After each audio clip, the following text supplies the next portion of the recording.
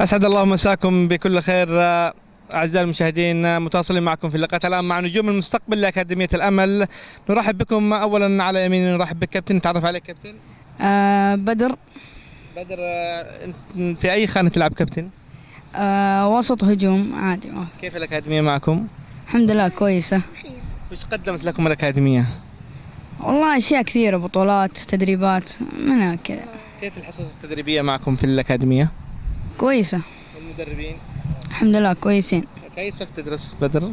الصف السادس الابتدائي. كيف توفق بين الدراسة والتمارين في الأكاديمية؟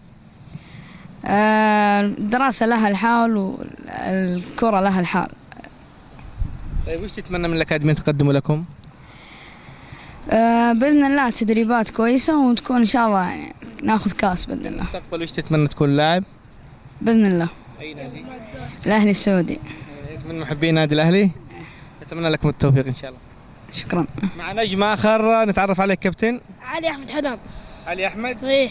علي أحمد، كيف الأكاديمية معكم؟ والله كويسة. تمارين يعني حلوة. أنت في أي خانة تلعب؟ ألعب وسط يمين. وسط يمين. مين من اللاعبين تحبهم في الأندية؟ عندي مصطفى بصاص وعمر سمو ومؤشر. طيب كيف المدربين معكم الجدد؟ كويسين يعني عادي، التمرينات كويسة والحمد لله. طيب كيف توفق بين الدراسة ولا الحصص التدريبية في الأكاديمية؟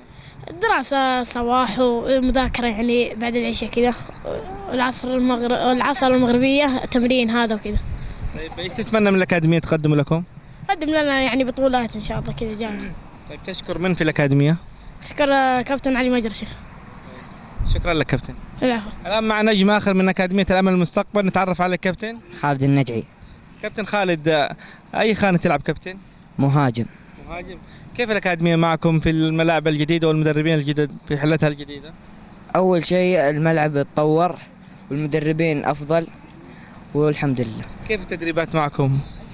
والله الحمد لله. طيب أنت الآن كيف توفق بين الدراسة والأكاديمية في التدريبات؟ شوف احنا بكرة علينا اختبار، أذاكر في البيت الظهر وارجع ألعب. يعني عندك وقت للمذاكرة؟ إيه. عندك وقت الظهرية. طيب تشكر من في الأكاديمية؟ كابتن علي مجرشي وكابتن محمد. كلمة أخيرة.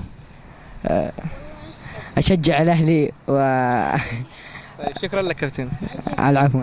إذا مشاهدينا الكرام، كان هذا هو حديث نجوم أكاديمية الأمل والمستقبل.